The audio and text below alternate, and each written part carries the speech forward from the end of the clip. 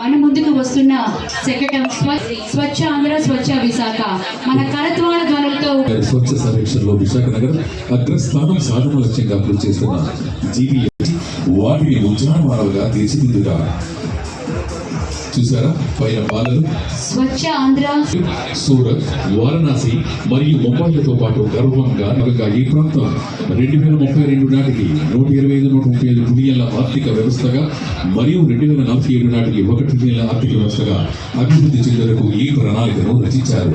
ఈ 9 జిల్లాలలో civil supplies corporation Visakhapatnam ప్రజా పంపిణీ వ్యవస్థలో 642 చౌక నిర్ధారణ దుకాణాలు పాస్ మరియు ఎలక్ట్రానిక్ పూరిక యంత్రాల ద్వారా 5,25,922 ఖాతాదారులకు 8,251 రూపాయలకి విశాఖపట్నం జిల్లాలో and health department DMHO medical health department Visakhapatnam nodal అధికారి నా ఆరోగ్యం నా హక్కు పి నాగేశ్వరరావు గారు జిల్లా విద్యా మరియు ప్రచార అధికారి రికార్డులను డిజిటల్గానే చేస్తుంది. వారు వాటిని సురక్షితంగా మరియు కాగితరహితంగా సమితితో ఓపికలు దీనివల్ల ఎంతో మంది నిరుద్యోగులకు ఉపాధి అవకాశాలు లభిస్తాయి. ఇక ప్రపంచంలోని ఒక ప్రత్యేకమైన పర్యాటక ప్రాంతంగా కానీ పారిశ్రామిక ప్రాంతం కానీ ఐటీ ప్రాంతం కానీ గుర్తింపు పొందడానికి యువతకు ఉపాధి అవకాశాల సృష్టికి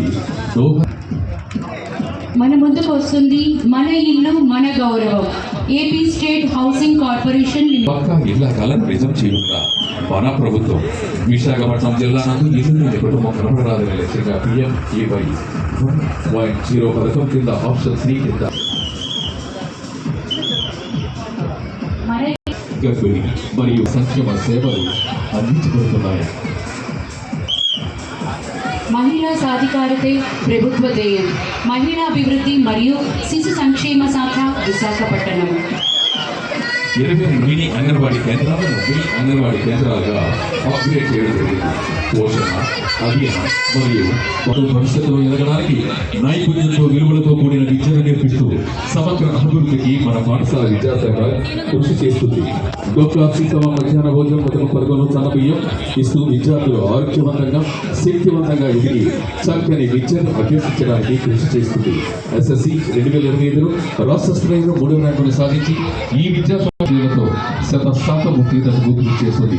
దీనితో పాటు PGPDలలో 100% ఉత్తీర్ణతకు విజయపదం కార్యక్రమం నిర్వహించడం ద్వారా 2,05,000 మొక్కలు నాటే చక్కని గ్రీన్ పాస్పోర్ట్ ఈ జిల్లాలో 11 కేంద్రాల ద్వారా 237 మంది